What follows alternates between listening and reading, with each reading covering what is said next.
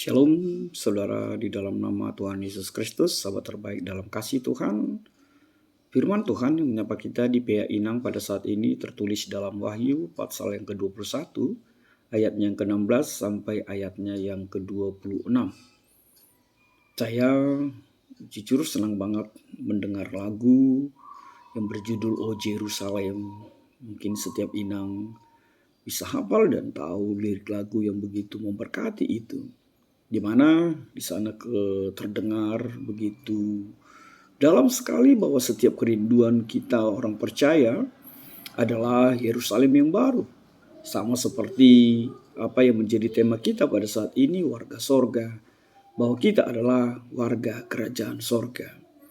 Saudara yang diberkati dalam nama Tuhan Yesus Kristus, sahabat terbaikku dalam kasih Tuhan. Di sini di perikop ini kita akan melihat beberapa fakta berdasarkan penglihatan yang diterima oleh Yohanes ketika dia dibuang ke Pulau Patmos. Hal yang pertama, Yerusalem baru itu turun dari sorga. Bukan sesuatu yang dibentuk atau didirikan oleh manusia. Tapi itu diturunkan dan dibentuk atas inisiatif Allah semata.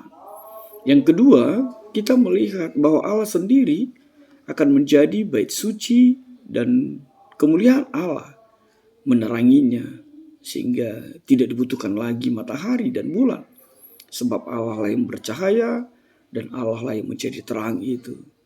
Dan yang ketiga, sebuah hal yang pasti bahwa orang-orang keji, najis, pendusta tidak dilayakkan masuk ke sana, tapi hanya setiap orang yang namanya tertulis dalam kitab kehidupan, seperti yang disebut di dalam ayat 27, menjadi pemilik dan menjadi warga kerajaan sorga yang seutuhnya. Artinya siapapun kita bisa merindukannya. Tapi ingat satu hal, bahwa warga kerajaan sorga itu adalah pribadi-pribadi yang telah melakukan, yang telah hidup, yang telah dianugerahkan oleh kemuliaan Tuhan untuk menjadi pewaris sorga itu sendiri. Inang yang diberkati Tuhan, sahabat terbaikku dalam kasih Tuhan, Yohanes memberi gambaran akan penglihatannya mengenai kedaulatan Allah yang akan membaharui orang-orang percaya yang ketika itu sedang dalam penindasan pemerintahan Romawi. Dalam kitab Wahyu, kita diantarkan kepada angka 3, 7, dan 12. Hal itu tidak lain adalah bicara tentang sebuah kesempurnaan.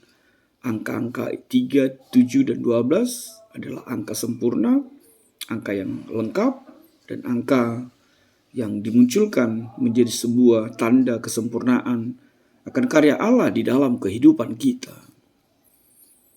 Kita melihat dan kita diantarkan kepada hal yang berikut, yakni batu-batu permata. Seperti yaspis, nilam, mira, zamrud, unam, sardis, ratna, cempaka, beril, bahkan yang lain dan lain sebagainya. Itu adalah kekayaan, itu adalah gambaran yang dimiliki atau yang berada di dalam Yerusalem yang baru. Tidak lain itu berarti bahwa apapun keindahan di muka bumi ini, keindahan dan kemegahan serta kemewahan di sorga melampaui itu semua. Kemuliaan kekayaan Allah itu menggantikan suasana penderitaan yang dialami oleh umat percaya ketika mereka menjalani kehidupan di tengah-tengah dunia ini.